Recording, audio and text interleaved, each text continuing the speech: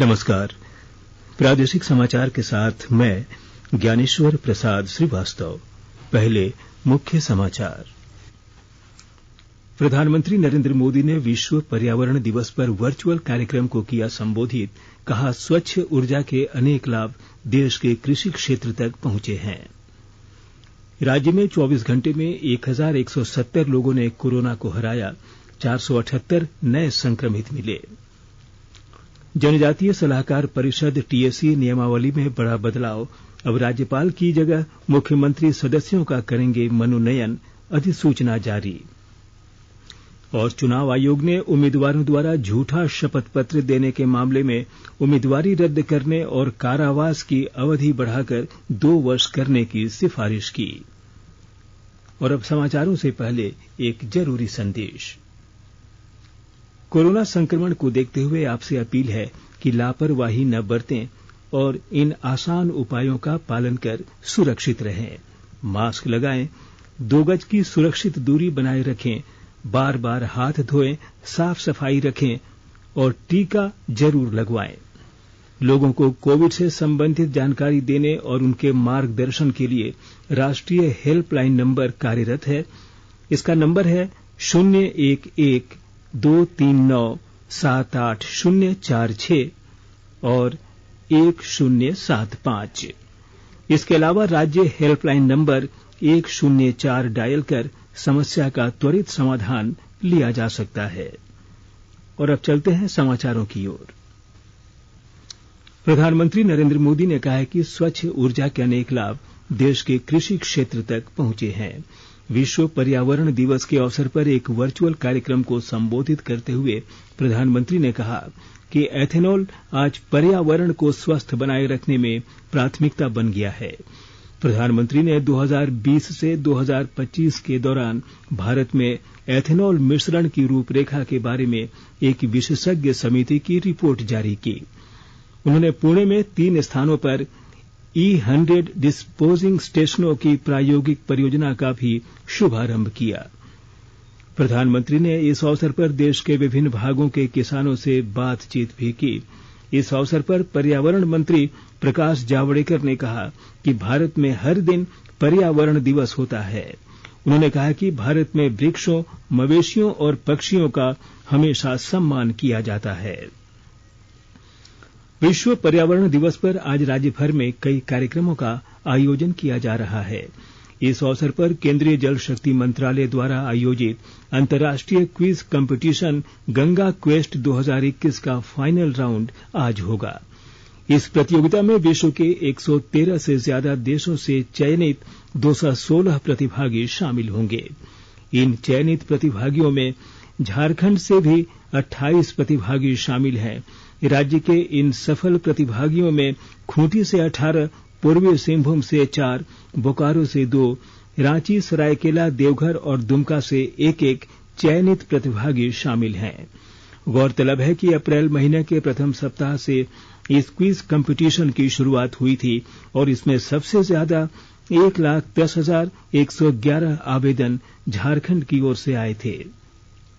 राज्य शहरी विकास अभिकरण के निदेशक और नमामि गंगे परियोजना के झारखंड में परियोजना निदेशक अमित कुमार ने उम्मीद जताया है कि जिस प्रकार झारखंड भागीदारी में अव्वल रहा है, उसी प्रकार अंतिम परिणाम भी बेहतर होंगे। विजेताओं को लैपटॉप, टैबलेट, मेडल्स और प्रशस्ति पत्र दिया जाएगा। आम दर्शक भी डिजिटल माध्यम से इस कंपटीशन में जुड़ सकते हैं। आज दुनिया भर में विश्व पर्यावरण दिवस मनाया जा रहा है। प्रकृति के महत्व के प्रति लोगों को जागरूक बनाने के लिए यह संयुक्त राष्ट्र का सबसे बड़ा वार्षिक आयोजन होता है।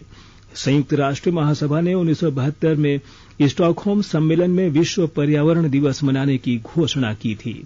हालांकि पहली बार इस दिवस का आयोजन 1974 में किया गया।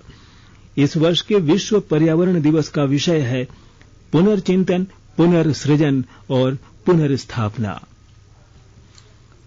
झारखंड में पिछले 24 घंटे में 478 नए कोरोना संक्रमित मिले, जबकि 1170 लोग स्वस्थ हुए। स्वास्थ्य विभाग से मिली जानकारी के अनुसार राज्य में सक्रिय संक्रमितों की संख्या घटकर अब 6,832 हो गई है। राज्य में अब 87,08,909 सैंपल की जांच की गई, जिसमें 3,40,408 की रिपोर्ट पॉजिटिव आई। इनमें से 3,28,542 लोग स्वस्थ हो चुके हैं, जबकि कोरोना संक्रमण के कारण 5,034 लोगों की मौत हो चुकी है। इस बीच रिकवरी रेट बढ़कर 96.51% हो गई है। प्रधानमंत्री नरेंद्र मोदी ने कल एक उच्च स्तरीय बैठक में देश में टीकाकरण अभियान की प्रगति की समीक्षा की। प्रधानमंत्री को टीकाकरण अभियान के विभिन्न पक्षों के बारे में विस्तार से जानकारी दी गई। प्रधानमंत्री को कोविड वैक्सीन की मौजूदा उपलब्धता स्थिति और उसे बढ़ाने की कार्य योजना के बारे में भी बताया गया। सरकार टीके की उपलब्धता बढ़ाने के लिए वैक्सीन निर्माताओं के साथ सक्रियता से प्रयास कर रही है और उन्हें अधिक उत्पादन इकाइयां स्थापित करने तथा कच्चे माल की आपूर्ति में सहयोग दे रही है। प्रधानमंत्री ने स्वास्थ्य कर्मियों और अग्रिम पंक्ति के कार्यकर्ताओं के टीकाकरण की स्थिति की भी समीक्षा की। उन्होंने 45 वर्ष से ऊपर और 18 से 44 वर्ष आयु वर्ग के लोगों की टीकाकरण स्थिति की भी समीक्षा की। प्रधानमंत्री ने कहा कि वैक्सीन की बर्बादी अभी भी बड़े पैमाने पर है और इसे रोके जाने के उपाय जरूरी हैं। रक्षा मंत्री, गृह मंत्री, वित्त मंत्री, वाणिज्य और उद्योग मंत्री, सूचना और प्रसारण मंत्री, प्रधानमंत्री के प्रधान सचिव, कैबिनेट सचिव, स्वास्थ्य सचिव और अन्य महत्वपूर्ण अधिकारी बैठक में उपस्थित थे। राज्य में वैक्सीनेशन को लेकर 3 दिवसीय विशेष अभियान चलाया जा रहा है। विशेष टीकाकरण अभियान के पहले दिन कल राज्य भर में 69,410 लोगों ने कोविड-19 का पहला डोज लिया। इस दौरान 1,42,670 लोगों को टीका देने की लक्ष्य रखा गया था, लेकिन लक्ष्य के विपरीत सिर्फ 49% लोगों का ही वैक्सीनेशन किया जा सका।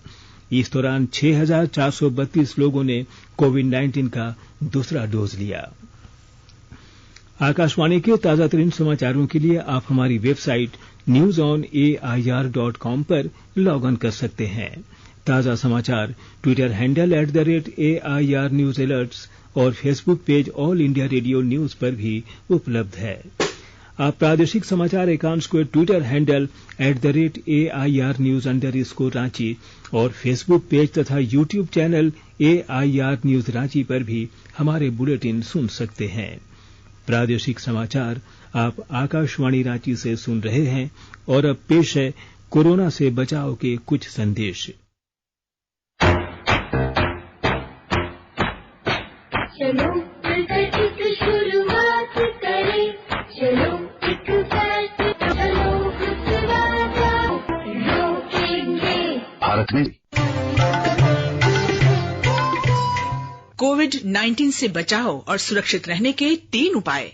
मास्क लगाएं, 2 गज दूरी है जरूरी, सुरक्षित दूरी रखें, हाथ और मुंह साफ रखें।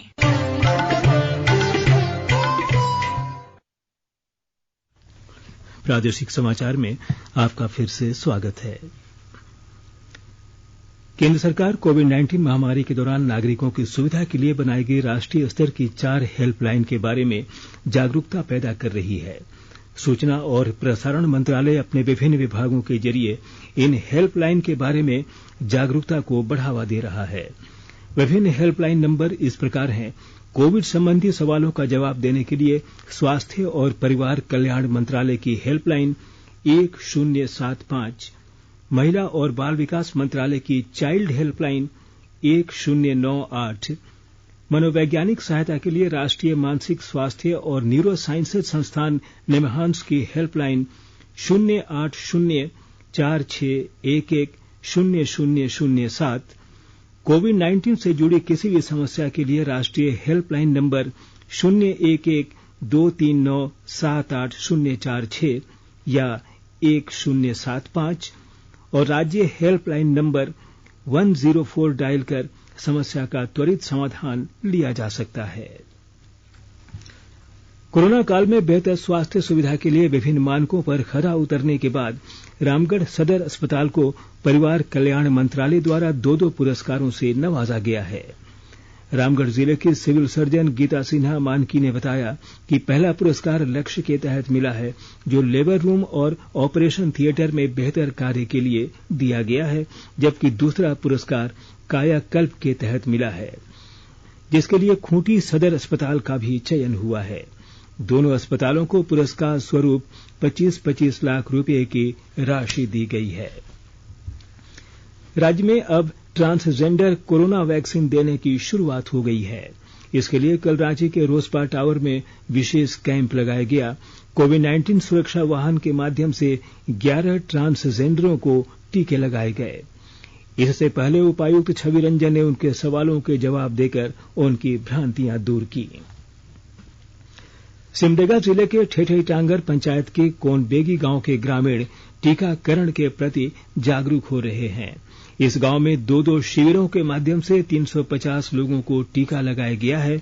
विस्तृत ब्यौरा दे रहे हैं हमारे सिमडेगा संवाददाता। सिमडेगा जिले के ठेठईटांगर प्रखंड अंतर्गत कोनबेगी गांव के लोग कोरोना वैक्सीनेशन के मामले में अनुकरणीय उदाहरण पेश कर रहे हैं। गांव में अब तक 2 कोरोना टीकाकरण शिविरों का आयोजन हुआ है, जिसमें 350 लोग कोरोना का टीका ले चुके हैं। उम्मीद की जा रही है कि जल्दी ही गांव में 100% टीकाकरण हो जाएगा। गांव के लोग अफवाहों के कारण वैक्सीन लेने से डर रहे थे, लेकिन वैज्ञानिक सिद्धार्थ प्रसाद ने अपने इस गांव में आकर और स्वयं वैक्सीन लेकर लोगों को जागरूक किया। स्विट्जरलैंड के जिनेवा में ब्रह्मांड की उत्पत्ति की खोज को लेकर हुए महाप्रयोग में शामिल वैज्ञानिक सिद्धार्थ प्रसाद की इस कोशिश का असर अब दिखने लगा है। अब वैक्सीन ले चुके ग्रामीण दूसरे लोगों को भी प्रेरित कर रहे हैं। गांव में जारी टीकाकरण अभियान में प्रखंड विकास पदाधिकारी मनोज कुमार और हॉकी सिमडेगा के अध्यक्ष मनोज कोनबेगी महत्वपूर्ण भूमिका निभा रहे हैं। मनोज कुमार सिन्हा, मनु, आकाशवाणी समाचार, सिमडेगा। झारखंड जनजातीय सलाहकार परिषद टीएससी के नियमावली में बड़ा बदलाव किया गया है और अब राज्यपाल की जगह मुख्यमंत्री सदस्यों का मनोनयन करेंगे। इस संबंध में कल्याण विभाग द्वारा कल अधिसूचना जारी कर दी गई है। नियमावली में सदस्यों के मनोनयन का अधिकार राज्यपाल से लेकर मुख्यमंत्री में निहित कर दिया गया है। पूर्व में इन सदस्यों के मनोनयन की अनुशंसा के लिए सरकार की तरफ से राज्यपाल को नाम भेजे जाते थे। मुख्यमंत्री टीएससी के पदेन अध्यक्ष तथा अनुसूचित जनजाति, जाति, अल्पसंख्यक एवं पिछड़ा वर्ग कल्याण मंत्री इसके उपाध्यक्ष होंगे। देश में स्वतंत्र और निष्पक्ष चुनाव सुनिश्चित करने और इस प्रक्रिया में अधिकतम मतदाताओं को शामिल करने के लिए निर्वाचन आयोग ने विधि मंत्रालय को कई सिफारिशें भेजी हैं।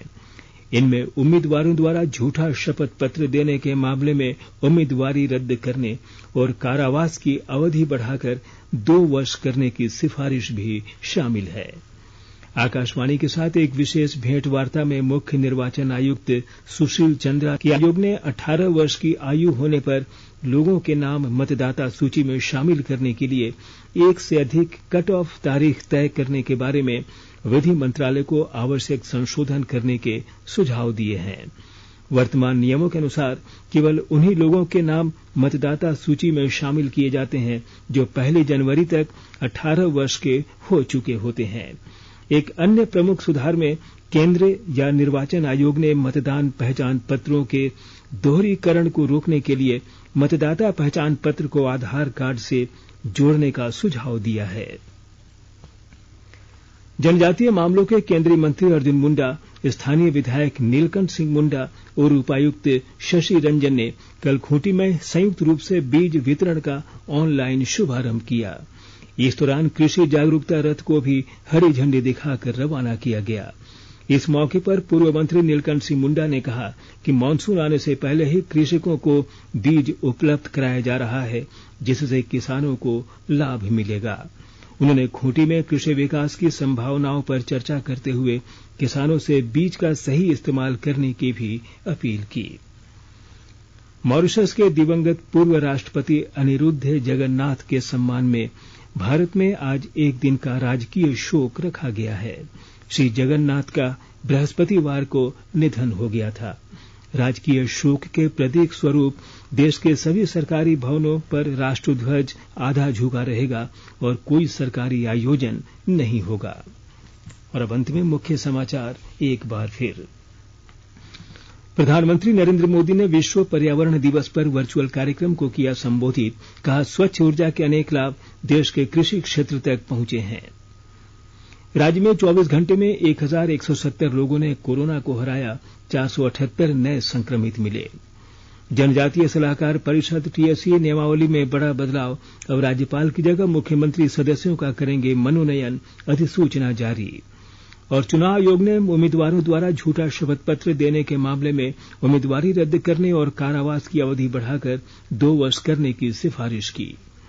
इसके साथ ही आकाशवाणी रांची से प्रादेशिक समाचार का ये बुलेटिन समाप्त हुआ।